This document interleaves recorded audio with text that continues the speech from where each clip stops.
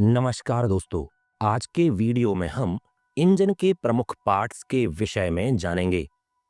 हम जानेंगे कि इंजन के कौन से प्रमुख पार्ट्स हैं, ये पार्ट्स इंजन में कहाँ स्थित होते हैं, इनकी क्या पहचान है और इंजन में ये क्या कार्य करते हैं। तो चलिए शुरू करते हैं। पहला पार्ट है टैपेट कवर। यह एक ढक्कन जैसा पार्ट होता है जो कि सिलेंडर हेड के ऊपर फिट रहता है। टैपेट कवर के द्वारा रॉकर आर्म असेंबली को कवर किया जाता है। इसे रॉकर कवर, वॉल्व कवर या इंजन कवर भी कहा जाता है। टैपेट कवर के द्वारा रॉकर आर्म असेंबली, टैपेट इत्यादि को कवर किया जाता है, जिससे धूल, मिट्टी इत्यादि गंदगी इन पार्ट्स तक नहीं पहुंच पाती। कोई अन्य पदार्थ आकर इन पार्ट्स में फंस नहीं पाता। टैपेट कवर इंजन के ऊपरी भाग को सील करने का कार्य भी करते हैं, जिससे इंजन ऑयल इंजन से लीक नहीं हो पाता। सामान्यतः इंजन में ऑयल भरने के लिए टैपेट कवर के ऊपर लगे कैप को खोलकर ही इंजन में ऑयल भरा जाता है। इसे ऑयल फिलर कैप कहते हैं। टैपेट कवर और सिलेंडर हेड के बीच लीक प्रूफ जॉइंट बनाने के लिए प्रयोग की जाती है टैपेट गैस्केट। टैपेट गैस्केट को वॉल्व कवर गैस्केट भी कहा जाता है। इस गैस्केट का प्रयोग टैपेट कवर एवं सिलेंडर हेड के बीच किया जाता है। यह गैस्केट टैपेट कवर एवं सिलेंडर हेड के बीच लीक प्रूफ कनेक्शन बनाता है, जिससे इंजन ऑयल लीक नहीं हो पाए। टैपेट गैस्केट मुख्य रूप से प्लास्टिक, रबर या कॉर्क की बनी होती है। इंजन का अगला पार्ट है rocker arm assembly. Push rod की मोशन को वॉल्व स्टेम को ट्रांसफर करने का काम रॉकर आर्म असेंबली द्वारा किया जाता है। रॉकर आर्म असेंबली के 3 प्रमुख भाग होते हैं: rocker arm cradle, rocker shaft एवं rocker arm. Rocker arm cradle या रॉकर आर्म ब्रैकेट के द्वारा रॉकर शाफ्ट को सिलेंडर हेड से जोड़ा जाता है। किसी भी इंजन में वॉल्व की संख्या के अनुसार रॉकर आर्म होती हैं। ये सभी रॉकर आर्म एक शाफ्ट पर स्थित होती हैं, जिसे रॉकर शाफ्ट कहते हैं। रॉकर आर्म असेंबली का सबसे महत्वपूर्ण अंग है रॉकर आर्म। यह पुश रॉड से प्राप्त गति को वॉल्व स्टेम को ट्रांसफर करने का कार्य करती है। इनके अलावा भी रॉकर आर्म असेंबली के कई छोटे छोटे भाग और होते हैं, जैसे कि tappet clearance adjusting screw and nut, जिनको कसकर या ढीला करके टैपेट क्लियरेंस को एडजस्ट किया जाता है। रॉकर आर्म शाफ्ट स्प्रिंग, जिनका प्रयोग रॉकर आर्म में उचित दूरी बनाए रखने के लिए किया जाता है। रिटेनिंग पिन, जो शाफ्ट को घूमने से रोकती है। स्नैप रिंग या सर्कल पिन, जो रॉकर शाफ्ट के एंड को लॉक करती है, जिससे रॉकर आर्म रॉकर शाफ्ट से बाहर नहीं आ पाती। अगला पार्ट है पुश रॉड। पुश रॉड को कैम शाफ्ट के द्वारा गति मिलती है एवं यह push rod engine rocker arm को इस गति को ट्रांसफर कर देती है, यानी कि पुश रॉड के द्वारा ही रॉकर आर्म मूव करती है। अगला पार्ट है सिलेंडर हेड। सिलेंडर हेड के द्वारा इंजन सिलेंडर को ऊपर से बंद किया जाता है। सिलेंडर हेड और सिलेंडर ब्लॉक के बीच हेड गैस्केट का प्रयोग किया जाता है, जिससे सिलेंडर ब्लॉक और हेड के बीच एयर टाइट सील बनती है। हेड गैस्केट मुख्य रूप से कॉपर एस्बेस्टस की बनी होती है। Rocker arm assembly, fuel injector, spark plug, engine valve इत्यादि पार्ट्स सिलेंडर हेड में ही स्थित होते हैं। सिलेंडर हेड की कूलिंग के लिए एयर कूल्ड इंजनों में इसके बाहरी भाग पर फिन्स बनी होती हैं एवं वाटर कूल्ड इंजनों में वाटर जैकेट बने होते हैं। जिन इंजनों में मुख्य कंबशन चेंबर के साथ प्री कंबशन चेंबर होता है, उनमें pre combustion chamber cylinder head में ही बना होता है।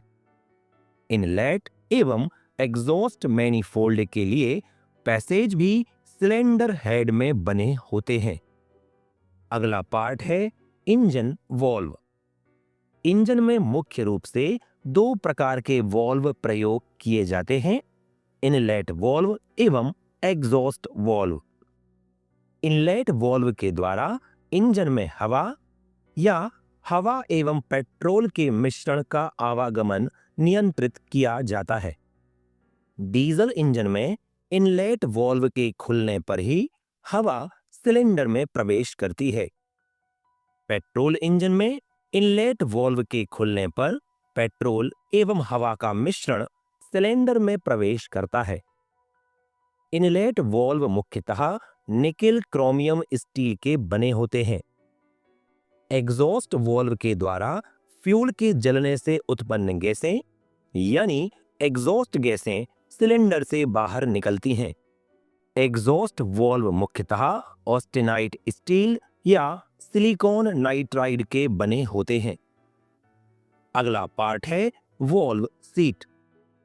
वॉल्व सीट एक रिंग के आकार की सतह होती है जो कि इंजन के सिलेंडर हेड में फिट रहती है। वॉल्व बंद होने पर इसी सीट पर जाकर बैठता है। यह वॉल्व सीट वॉल्व के साथ एयर टाइट सील बनाती है जिससे कंबशन चैम्बर से गैसें लीक नहीं हो पाती। वॉल्व सीट के द्वारा ही वॉल्व की हीट को सिलेंडर हेड को ट्रांसफर किया जाता है। अगला पार्ट है वॉल्व गाइड। वॉल्व गाइड के अंदर वॉल्व स्टेम मूव करता है। वॉल्व गाइड के कारण ही वॉल्व स्थिर रूप से अप डाउन गति कर पाता है। अगला पार्ट है वॉल्व स्प्रिंग। वॉल्व स्प्रिंग के दबाव के कारण वॉल्व अपनी सीट पर चिपक कर बैठे रहते हैं। जब रॉकर आर्म या कैम शाफ्ट के द्वारा वॉल्व टिप पर दबाव डाला जाता है, वॉल्व खुलता है। वॉल्व से दबाव हटने पर स्प्रिंग अपनी स्थिति में वापस आ जाती है एवं वॉल्व बंद हो जाता है। अगला पार्ट है सिलेंडर लाइनर। सिलेंडर लाइनर एक सिलेंड्रिकल खोखला पार्ट होता है जिसके अंदर पिस्टन मूव करता है। अगला पार्ट है पिस्टन। पिस्टन सिलेंडर लाइनर के अंदर गति करता है। पिस्टन का संबंध कनेक्टिंग रॉड से होता है। पिस्टन गजन पिन के द्वारा कनेक्टिंग रॉड से जुड़ा होता है। सक्शन स्ट्रोक में पिस्टन की डाउनवर्ड मोशन के कारण सिलेंडर में वैक्यूम बनता है जिससे हवा या हवा एवं पेट्रोल का मिश्रण इंजन सिलेंडर में प्रवेश करता है। कंप्रेशन स्ट्रोक के दौरान पिस्टन की अपवर्ड गति के कारण ही हवा या हवा एवं पेट्रोल का मिश्रण दबता है। पावर स्ट्रोक के दौरान फ्यूल के जलने से बनी हुई गैसें पिस्टन को धकेलती हैं जिससे पिस्टन डाउनवर्ड गति करता है और इंजन को पावर मिलती है। एग्जॉस्ट स्ट्रोक के दौरान पिस्टन की अपवर्ड गति के द्वारा एग्जॉस्ट गैसों को धकेला जाता है। पिस्टन मुख्य रूप से एल्यूमिनियम अलॉय या कास्ट आयरन का बना होता है। यदि आपको पिस्टन का विस्तृत अध्ययन करना है तो आप मेरा पिस्टन वाला वीडियो जरूर देखें।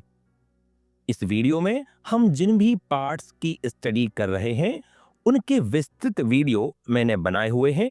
इन पार्ट्स की विस्तार से जानकारी आप मेरे डिटेल्ड वीडियोस पर जाकर ले सकते हैं। वीडियो की लिंक मैं आपको डिस्क्रिप्शन बॉक्स में दे दूंगा और आप इसे मेरे चैनल पर भी सर्च कर सकते हैं। अगला पार्ट है piston ring. Piston rings piston पर बने हुए रिंग ग्रूव में फिट रहती हैं। पिस्टन रिंग मुख्यतः दो प्रकार की होती हैं, कंप्रेशन रिंग एवं ऑयल रिंग। कंप्रेशन रिंग के द्वारा ही पिस्टन एवं सिलेंडर वॉल के बीच एयर टाइट सील का निर्माण होता है। ऑयल रिंग सिलेंडर की दीवार से अतिरिक्त ऑयल को खुरचकर वापस ऑयल संप में भेजती है। पिस्टन रिंग के द्वारा ही पिस्टन की हीट को सिलेंडर वॉल को ट्रांसफर किया जाता है। अगला पार्ट है connecting rod. Connecting rod piston एवं क्रैंक शाफ्ट के बीच लगी होती है। यह पिस्टन की गति को क्रैंक शाफ्ट को ट्रांसफर करती है। कनेक्टिंग रॉड का स्मॉल एंड गजन पिन के द्वारा पिस्टन से जुड़ा होता है।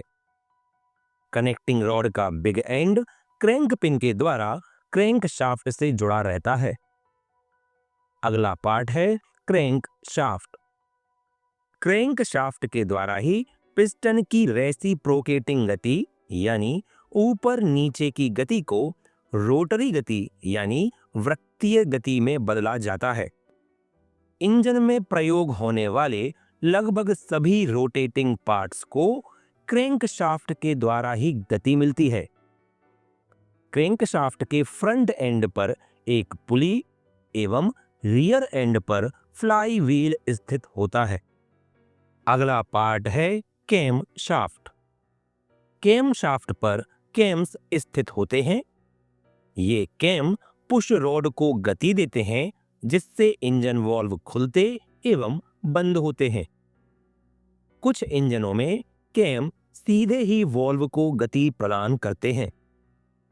कैम शाफ्ट पर ये कैम अलग अलग कोणों पर स्थित होते हैं जिसके कारण उचित समय पर ही वाल्व खुलते एवं बंद होते हैं।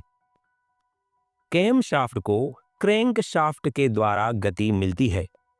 इसके लिए टाइमिंग गियर्स का प्रयोग किया जाता है।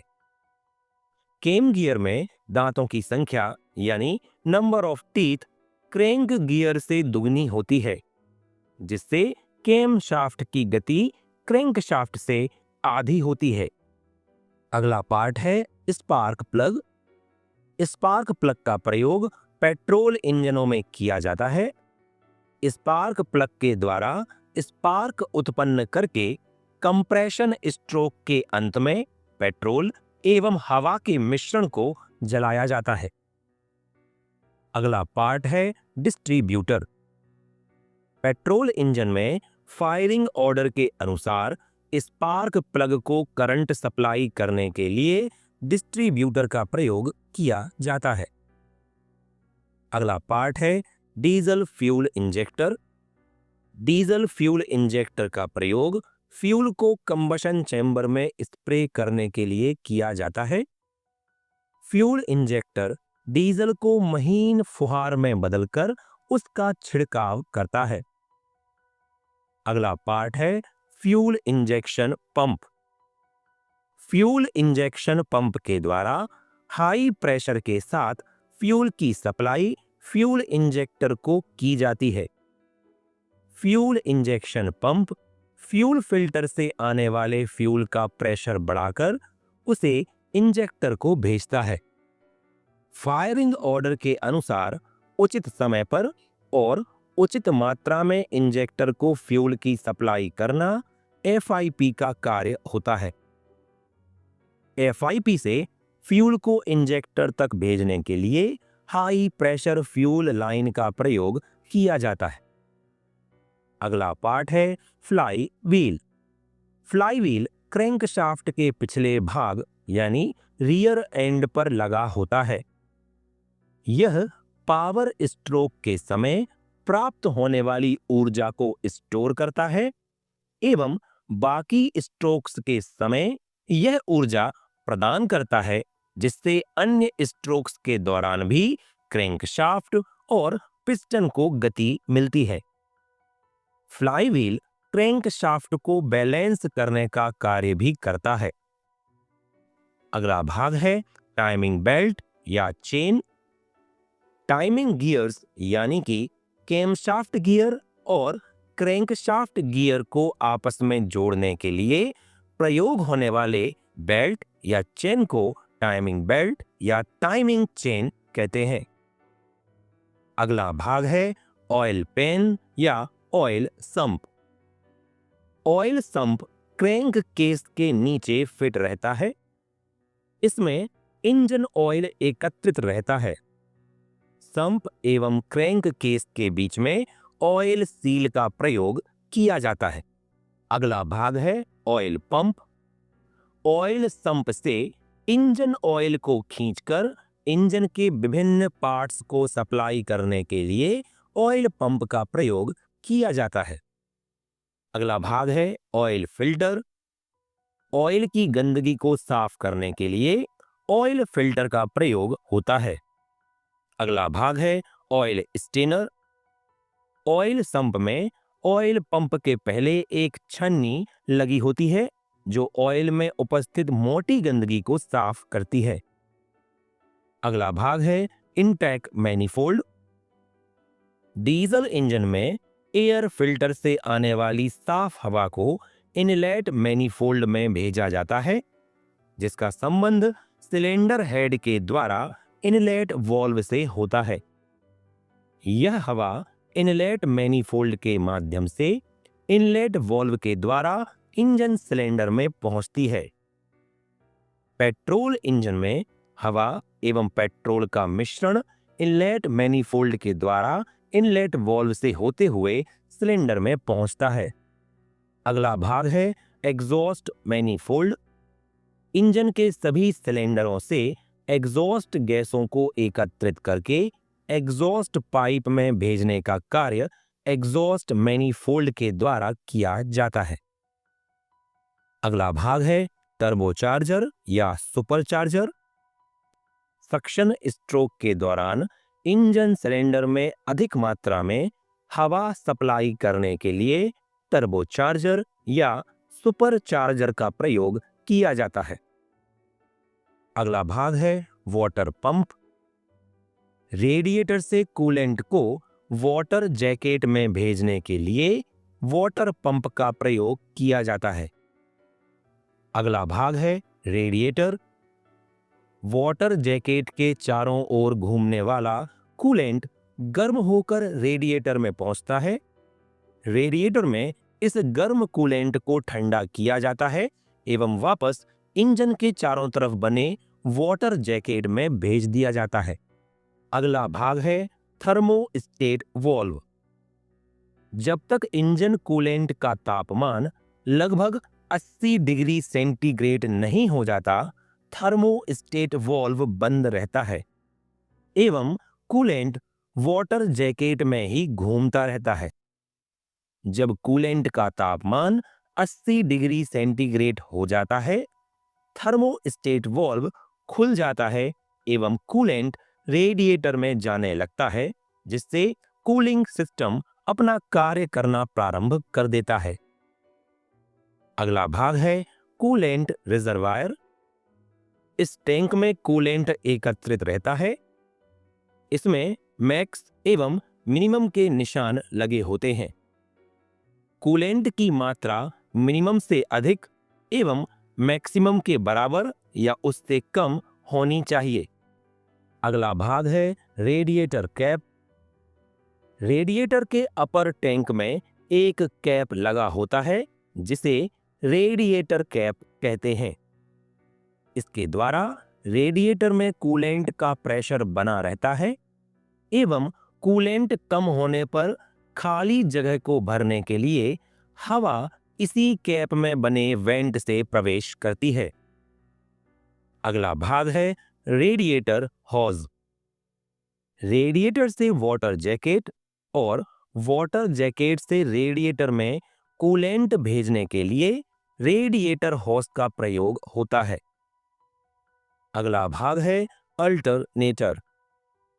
अल्टरनेटर का प्रयोग बैटरी को चार्ज करने के लिए किया जाता है।